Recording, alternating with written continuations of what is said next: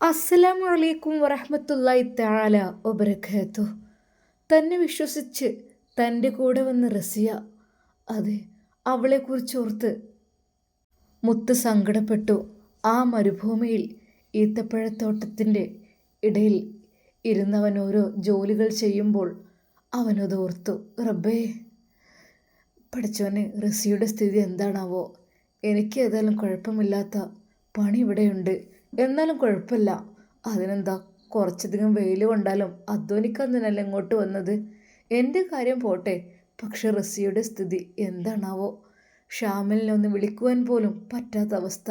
റബ്ബേ, എന്തായിരിക്കും? എന്നാൽ ഈ സമയം ഷാമിലും വളരെയധികം ദുഃഖത്തിലായിരുന്നു. റബ്ബേ, എന്നെ വിശ്വസിച്ച് ഇങ്ങോട്ട് വന്ന രണ്ടു പേർ, അവർക്ക് ഈ ഒരു അവസ്ഥ വന്നതിൽ ശരിക്കും അവൻ വല്ലാതെ വിഷമിച്ചിരുന്നു. ഉമ്മുൽ ഖൈർ, എൻ്റെ മേഡം, അവരെക്കുറിച്ച് പറയുകയാണെങ്കിൽ അറബിയെ പേടിച്ച് കഴിയേണ്ട അവസ്ഥയാണ്. അതെ, ഞാൻ എന്തൊക്കെ തന്നെയാലും അവരെ കെയർ ഓഫിലാണ് ജീവിക്കുന്നത്, പക്ഷേ അറബിക്ക് എന്നെ കണ്ടുകൂടാ. അങ്ങനെയുള്ള അവസ്ഥയാണ്. എന്തൊക്കെ തന്നെയാലും റബ്ബേ, ഇതെങ്ങാനും അറബിയും അറിഞ്ഞു കഴിഞ്ഞാൽ എന്തായി തീരും എന്നുള്ളതിലും നല്ല വിഷമമുണ്ട്. ഞാനായിട്ട് അവരെ കൊണ്ടുവന്നു, പക്ഷേ എനിക്കവർ നല്ല രീതിയിൽ കെയർ ചെയ്യാൻ പറ്റിയില്ലല്ലോ റബ്ബേ. എൻ്റെ അജുവ ഈത്തപ്പഴത്തോട്ടത്തിൽ എത്രയോ ഒഴിവുകളുണ്ട്. അവന് പറ്റിയ ജോലിയും ഉണ്ടായിരുന്നു. ഇതിപ്പോൾ അവിടെ അവനെ ഈത്തപ്പഴം കയറി പറിക്കലും അതിന് തടം കൊടുക്കലും കെട്ടലും അങ്ങനെയുള്ള സംഭവങ്ങളൊക്കെയാണ്. പക്ഷെ കണക്കും കാര്യങ്ങളൊക്കെ നോക്കി നടത്താനായിരുന്നു ഞാനിവിടെ നിന്ന്. അവനെ അതിനു വേണ്ടിയിട്ടാണ് ഞാൻ കൊണ്ടുവന്നിരുന്നത്. പക്ഷെ എന്ത് ചെയ്യും, എൻ്റെ അർബാവ് അയാൾ ഭയങ്കര ദുഷ്ടനാണ്. പഠിച്ചവനെ, ഒന്നും സംഭവിക്കരുത് റസിയക്ക്. പല രീതിയിലുള്ള സംഭവങ്ങളൊക്കെ കേട്ടിട്ടുണ്ട്.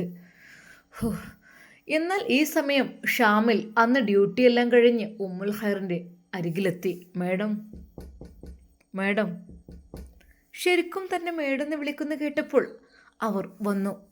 ആ, മോനോ ഷാമിൽ? മോനെന്താ എന്നെ മേഡം എന്ന് വിളിച്ചത്? ഉമ്മ എന്ന് വിളിച്ചൂടെ? അല്ല, അത് അറബി എങ്ങാനും കേട്ട് കഴിഞ്ഞാൽ എൻ്റെ ഉമ്മയെ വെറുതെ വിടില്ലല്ലോ. അതെ, ഒരിക്കൽ ഞാൻ ഉമ്മ എന്ന് പറഞ്ഞപ്പോൾ ആരാടി? നിനക്കറിയാതെ ഞാനറിയാത്തൊരു ഭർത്താവുണ്ടോ? അതിലുള്ള മകനാണോ എന്ന് ചോദിച്ചിട്ട്, ഓ അങ്ങനെ, അത് ശരി. മോനെ, മോനൊന്നും കൊണ്ട് വിഷമിക്കണ്ട. മോൻ ധൈര്യമായിട്ട് വിളിച്ചോ. ഏറെ ഒന്ന് മരിക്കുക, അതല്ലേ ഇവിടുത്തെ കാര്യങ്ങളുള്ളൂ. വേറൊന്നുമല്ലല്ലോ. പഠിച്ചവൻ്റെ മേലല്ലല്ലോ ആരും.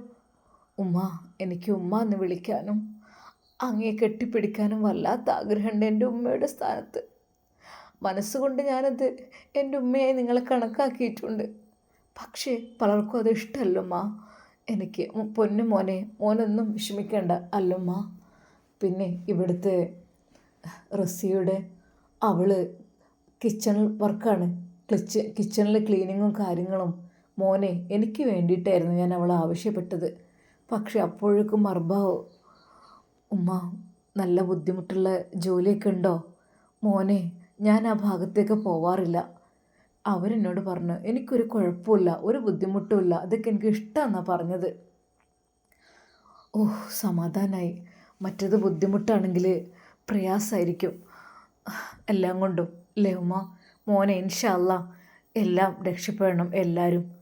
ഈ ഒരു തടങ്കലിൽ നിന്ന് എനിക്ക് വരെ ഇവിടെ ജീവിക്കാൻ ഇഷ്ടമല്ല. അത് ഞാനൊക്കെ ഭാര്യയായിട്ടാണ് ജീവിക്കുന്നത്, പക്ഷെ എന്നോടൊരു പരിഗണനയും കാര്യങ്ങളും ഒന്നുമില്ല. അങ്ങനത്തെ അവസ്ഥയാണ് എൻ്റെത് മോനെ. മോൻക്ക് അറിയുന്നതല്ലേ. എന്ത് ചെയ്യാം, കുട്ടികളില്ലാത്തതിൻ്റെ പേരിൽ എപ്പോഴും അടിയും പിടിയും ഒക്കെയാണ്. എന്താ മോനെ ഞാൻ ചെയ്യാം? നമുക്ക് അള്ളാഹു നൽകുമ്പോഴല്ലേ. അവരുടെ കണ്ണുകൾ നിറയുന്നത് ഷാമിൽ ശ്രദ്ധിച്ചു. ഉമ്മാക്കൊരു മോനുണ്ടല്ലോ, ഇതാ ഈ ഞാൻ. അതിനപ്പുറം എന്താ മോനെ? അതൊക്കെ ശരി തന്നെയാണ്. എനിക്ക് അള്ളാഹു കനിഞ്ഞരുളിയത് തന്നെയാണ് എൻ്റെ പൊന്നുമോനെ. കാരണം എൻ്റെ പൊന്നുമോൻ്റെ വാക്കുകൾ കേൾക്കുമ്പോൾ എനിക്കൊരു സമാധാന സന്തോഷമാണ്. അതെ, ഞാൻ മരിച്ചു കഴിഞ്ഞാൽ എനിക്ക് വേണ്ടി ദുആ ചെയ്യാൻ പൊന്നുമോനുണ്ടല്ലോ എന്ന് ഞാൻ വിചാരിക്കും. ഉമ്മ, നിങ്ങളൊന്നും കൊണ്ട് വിഷമിക്കേണ്ട. നിങ്ങളുടെ എല്ലാ കാര്യത്തിലും ഞാനുണ്ടായിരിക്കും. സ്വന്തം മോനെ പോലെ എന്നെ കരുതണം. ആ മോനെ, കണക്കിലേറെ സമയം നിന്ന് കഴിഞ്ഞാൽ സംശയിക്കും. മോൻ പോയിക്കോ. അങ്ങനെ അതാ കണക്കുകളും കാര്യങ്ങളും എല്ലാം ഉമ്മുൽ ഖൈറിനെ ഏൽപ്പിച്ച് ഷാമിൽ അവിടെ നിന്ന് പോകുന്നു. എന്നാൽ ഷാമിലിന് വല്ലാത്തൊരു വിഷമാണ്. ഉമ്മുൽ ഖൈറിനെ കുറിച്ച് വിചാരിക്കുമ്പോഴും അങ്ങോട്ട് കൊണ്ടുവന്ന റസിയെക്കുറിച്ച് വിചാരിക്കുമ്പോഴൊക്കെ സത്യം പറഞ്ഞാൽ അത് വല്ലാത്തൊരു പാവമാണ്. ആ ഉമ്മ വളരെയധികം കഷ്ടപ്പെടുന്നുണ്ട്. മക്കളില്ലാത്തതിൻ്റെ പേരിൽ ഒരുപാട് വിഷമങ്ങളും വേദനകളും അനുഭവിച്ചതാണ്. ഒരു ഭർത്താവ് എത്രമാത്രം അവരെ ചീത്ത പറയും അതിനനുസരിച്ച് എന്തൊക്കെ തന്നെയാലും വേണ്ടില്ല. ഞാനുണ്ടല്ലോ ഉമ്മാക്ക് മോനായിട്ട്. എനിക്ക് ആ ഉമ്മയെ ഒത്തിരി സ്നേഹമാണ്, ഷാമിൽ വിചാരിക്കുന്നു. എന്നാൽ ഈ സമയം റസിയ ജോലികളെല്ലാം വളരെയധികം കൃത്യമായും വെടുപ്പായും വൃത്തിയായും നിർവഹിച്ചു. ഗദ്ദാമ തന്നെ അത്ഭുതപ്പെട്ടു. ആഹാ, നീ ആള് കൊള്ളാലോ, ഇത്രയധികം ജോലിയൊക്കെ നീ ചെയ്തു കഴിഞ്ഞോ ഇത്ര പെട്ടെന്ന്? ആ ആ എന്നാൽ പിന്നെ ഡ്യൂട്ടി സമയം കഴിഞ്ഞിട്ടുണ്ട്, പക്ഷേ കുറച്ചുകൂടി ഡ്യൂട്ടി ഞാൻ തരാം. അത് നീ ഒന്ന് ചെയ്യണം. എന്താണ്? എന്ത് ഞാൻ ചെയ്യേണ്ടത്? അതായത് നമ്മളുടെ ഈ വീടിൻ്റെ ഈ മതിലിൻ്റെ അപ്പുറത്തായിട്ട് നല്ല മണലുണ്ട്, നല്ല പൊടിമണൽ. ആ മണൽ വാരി കൊണ്ടുവന്ന് ഈ അടുക്കള ഭാഗത്തുള്ള മുറ്റത്ത് കുറച്ചിങ്ങനെ പാകി വെക്കണം. അതായത് ഇവിടെ കുറച്ച് കൊണ്ടുവന്നിടണം. അത് വളരെയധികം ഉപകാരപ്പെടും ചില സമയത്തൊക്കെ. എന്നാൽ റസ്യ ശരിക്കും ഞെട്ടി. അത് നിങ്ങൾ പറഞ്ഞ എല്ലാ ജോലികളും ഞാൻ അതൊന്നും പറഞ്ഞിട്ട് കാര്യമില്ല, അതൊക്കെ കഴിഞ്ഞാൽ പെട്ടെന്ന് മറ്റു ജോലികൾ ചെയ്യണമെന്നാണ്. എന്നാൽ അവളുടെ കൈകളിൽ ഒരു ചട്ടി കൊടുക്കുന്നു. ഇതിൽ നല്ല രീതിയിൽ മണൽ കോരി ഇട്ടിട്ട് ദാ ഇവിടെ കൊണ്ടുവന്ന് ഇടണം കേട്ടോ. ഈ മുറ്റം കംപ്ലീറ്റ് ചെയ്യണം. ചെറിയൊരു പച്ചക്കറി തോട്ടം കാര്യങ്ങളും അതും ഇവിടെ സെറ്റാക്കുകയും ചെയ്യാം. നല്ല ഭംഗിയുണ്ടായിരിക്കും കേട്ടോ, അങ്ങനെ ചെയ്യേ. എന്നാൽ റസിയ അത് ആ ചട്ടിയുമായി മതിലിൻ്റെ അപ്പുറത്തേക്ക് പോയി മണൽ കോരിയെടുക്കുന്നു. എന്നാൽ അവൾ വിചാരിച്ച പോലെ അത് അവൾക്ക് പൊക്കാൻ കഴിഞ്ഞില്ല. ഈ ചട്ടി കണ്ടപ്പോൾ വിചാരിച്ചു ചെറുതാണ്, പെട്ടെന്ന് കൊണ്ടുവരാമെന്ന്. പക്ഷെ കഴിയുന്നില്ലല്ലോ റബ്ബേ. അവൾ പാതി മണൽ അവിടെ ഉപേക്ഷിച്ച് കൊണ്ടുവന്നിട്ടു. ഓ വീട്ടുജോലി എത്രയും ചെയ്യാം, പക്ഷെ ഇത് ചെയ്യാൻ കഴിയണില്ല, അതും ഈ പൊരി വെയിലത്ത്. അതെ, പിന്നെ ഇത്ത ഇനി നാളെ ചെയ്താൽ മതിയോ? അത് മുഴുവനാക്ക്. ഇനിയിപ്പോൾ എന്താണ് പണി? എല്ലാ ജോലികളും ചെയ്ത് കഴിഞ്ഞു. ഇന്ന് നീ റൂമിൽ പോയി കിടന്നിറങ്ങാൻ പോവല്ലേ? അല്ല, എനിക്ക് നിസ്കരിക്കുകയും ഒക്കെ വേണം, അതൊക്കെ എനിക്ക് നിർവഹിക്കണം. ഓ അങ്ങനെ, എന്നാൽ പിന്നെ നിസ്കാരം കഴിഞ്ഞ് വേഗം വന്ന് ഇത് കംപ്ലീറ്റ് ചെയ്യേ. എന്നാൽ അറബി പറഞ്ഞതോ ഒന്നുമല്ലായിരുന്നു, അത് അവരുടെ ഇഷ്ടത്തിന് തന്നെ ചെയ്യിപ്പിക്കുകയായിരുന്നു. എന്നിട്ട് അറബിയോട് പറഞ്ഞ് എക്സ്ട്രാ അതിൻ്റെ കൂലി കൂടി വാങ്ങണം, അതായിരുന്നു അവരുടെ ഉദ്ദേശം. പാവം റസിയ മണലുകൾ അത് ചട്ടിയിലാക്കിയിട്ട് മുറ്റത്ത് കൊണ്ടുവന്നിരുന്നു. അങ്ങനെ വേഗം വേഗം ചെയ്തോട്, ക്ഷീണിച്ചിരിക്കാൻ പാടില്ല. ഞാൻ നിസ്കരിക്കാൻ പോട്ടെ, എനിക്ക് കുളിക്കണം, നിസ്കരിക്കണം, അത് കഴിഞ്ഞിട്ട് എന്നാൽ വേഗം ചെല്ലേ. പിന്നെ ഒരു 3-4 ചട്ടി കൂടി കൊണ്ടുവന്നിട്ട് പോയാൽ മതി. ഈ ഒരു ഭാഗം ഒന്ന് ഫിനിഷ് ആയിട്ട്, ചിലപ്പോൾ ഈ മുങ്ങിക്കഴിഞ്ഞാലേ പിന്നെ മുങ്ങാൻ പ്രയാസമായിരിക്കും. ചുരുക്കി പറഞ്ഞാൽ അറബി വീട്ടിൽ പിടിപ്പതും ജോലിയുണ്ട് നമ്മുടെ റസിയക്ക്. എന്നാൽ അവൾ പരിഭവങ്ങളൊന്നുമില്ലാതെ അവിടെയുള്ള ജോലികളെല്ലാം ചെയ്യുന്നു. ജോലിയെല്ലാം കഴിഞ്ഞപ്പോൾ ഉമ്മക്ക് വിളിക്കുന്നു. ഉമ്മ, മോളെ, എൻ്റെ കുട്ടി വിളിച്ചില്ലല്ലോ.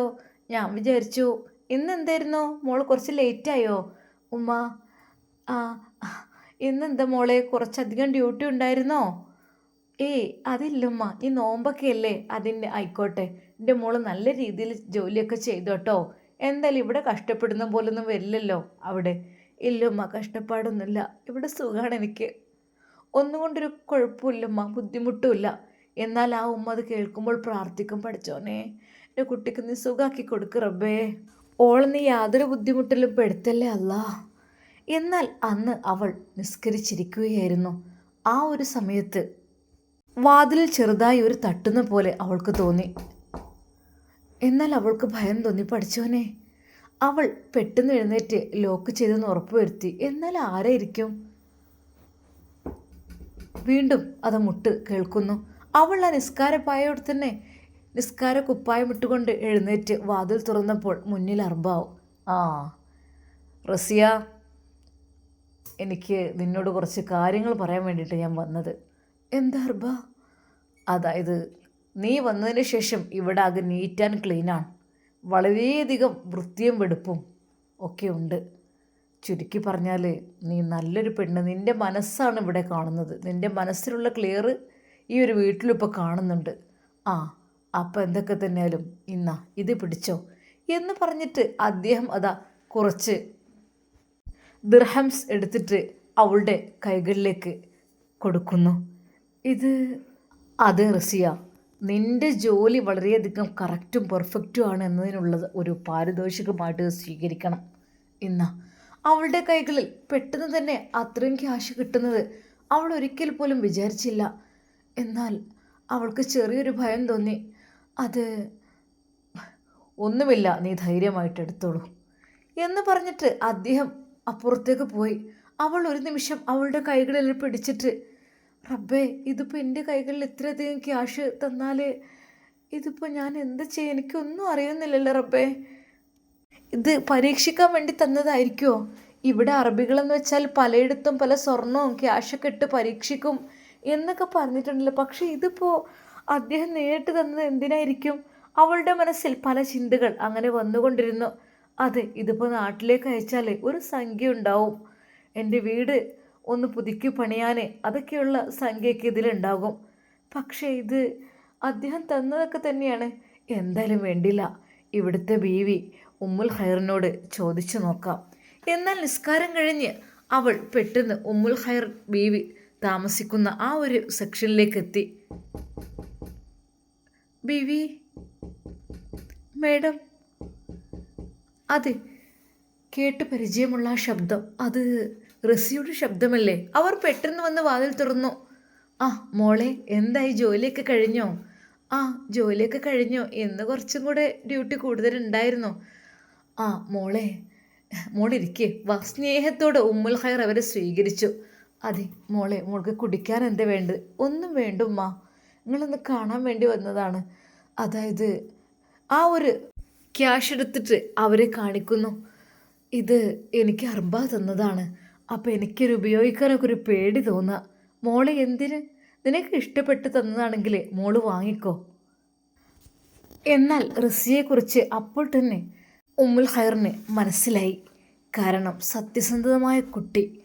അത് അവൾക്ക് അറബി ക്യാഷ് കൊടുത്തപ്പോഴേക്കും ഇവിടെ വന്ന് അത് കാണിച്ചു തന്നു. പക്ഷേ തൻ്റെ ഭർത്താവിൻ്റെ ഒരു ദുസ്വഭാവം വരാനുണ്ട്. ആ കാര്യത്തിൽ അവളെ ഒന്ന് മോട്ടിവേറ്റ് ചെയ്യണം എന്ന് തോന്നി.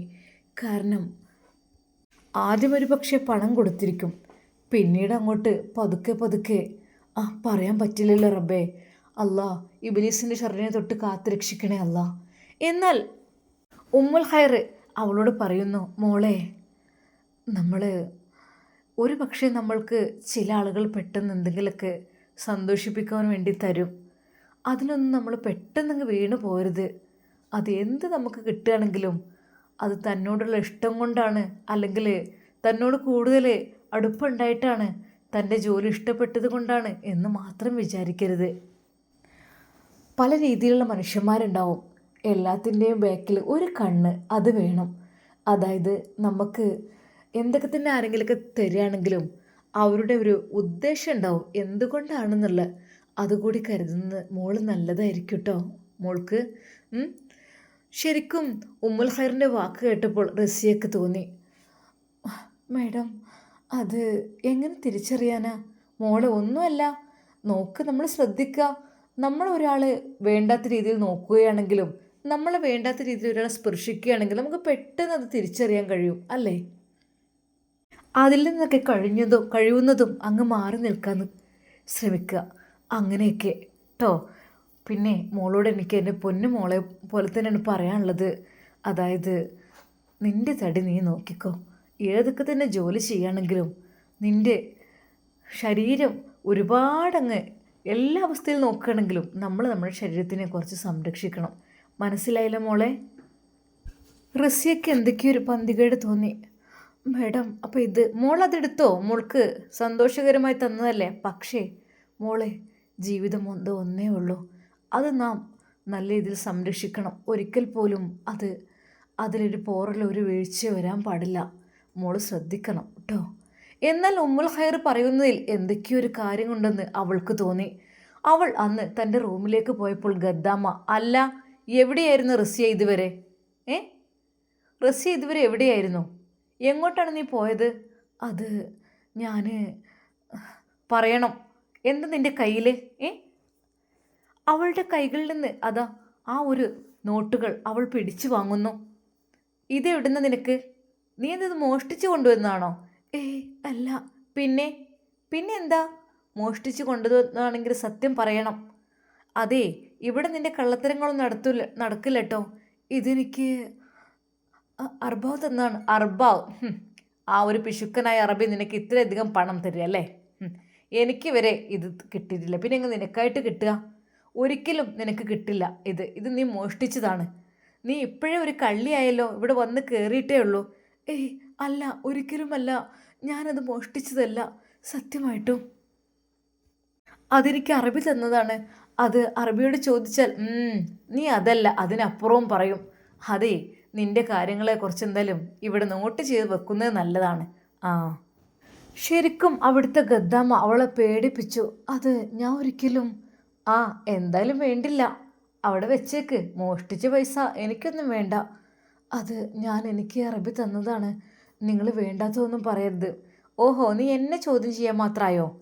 ഒരിക്കൽ പോലും 1-2 ദിവസം നിൽക്കുന്നൊരു പെണ്ണിന് അറബി ഇത്രയധികം വലിയ സംഖ്യ കൊടുക്കില്ല. അത് നീ മോഷ്ടിച്ച് തന്നെയാണ്. ഗദ്ദാമ്മയുടെ വാക്ക് കേട്ട് അവൾ കരഞ്ഞുപോയി. പ്ലീസ്, എന്നെ ദയവായി നിങ്ങൾ കുറ്റപ്പെടുത്തരുത്. ഇവിടെ എന്ന് വെച്ചാൽ എനിക്ക് അറബി തന്നു തന്നെയാണ് ഇത്. എൻ്റെ റസിയ, ഞാൻ ഇവിടെ ഈ വർഷങ്ങളായി ജോലി എടുക്കുന്നത്. എനിക്കെന്നാലും ഇങ്ങനെ പാരിതോഷികമായിട്ടൊന്നും ഇങ്ങനെ കൊണ്ടുവന്ന് തരാറില്ല. റസിയക്ക് ആകെപ്പാട് ടെൻഷൻ. റബ്ബേ, ഈ ക്യാഷ് ഇത് കുറച്ച് അധികം ഉണ്ട്, ഞാൻ എന്താ ചെയ്യുക? നാട്ടിലേക്ക് അയക്കണം, ഉമ്മക്ക് അയച്ചു കൊടുക്കണം, ഒക്കെ ആഗ്രഹമുണ്ട്. പക്ഷെ ഇതിപ്പോൾ ഇവരെല്ലാവരും പറഞ്ഞ് എന്നെ നെട്ടിച്ച പോലെയായില്ല റബ്ബേ, ഞാൻ എന്താ ചെയ്യാം? ആ പണം എന്ത് ചെയ്യണം എന്നറിയാതെ അവൾ ഒരു നിമിഷം ചിന്തിച്ചു നിന്ന് പോയി. ഗദ്ദാമ്മ പറയുന്നത്, പക്ഷെ ഗദ്ദാമ്മ പോലും അറിഞ്ഞിട്ടില്ല എനിക്ക് ക്യാഷ് എന്നത്. എന്നാൽ എൻ്റെ മേഡം ഉമ്മുൽ ഖൈർ പറഞ്ഞത്, മോളെ പണം എല്ലാം തരും, പക്ഷെ അതൊന്നും കുഴപ്പമില്ല, എങ്കിലും നീ നിൻ്റെ ശരീരം ശ്രദ്ധിക്കണം കേട്ടോ മോളെ. നമുക്ക് തന്നെ കാവലാകണം, എങ്കിൽ മാത്രമേ ഇപ്പോഴത്തെ കാലത്തൊക്കെ ഇവിടെ ജീവിക്കാൻ പറ്റുള്ളൂ. മോളുള്ള സ്നേഹം കൊണ്ട് പറഞ്ഞതാണ് കേട്ടോ, വേറെ ഒന്നും വിചാരിച്ചിട്ടില്ല. തരുന്ന പാരിതോഷികങ്ങളൊക്കെ വാങ്ങിക്കൊള്ളൂ, അതൊന്നും കുഴപ്പമില്ല. പക്ഷേ ഒരു അകൽച്ച അതെപ്പോഴും നല്ലതാണ്.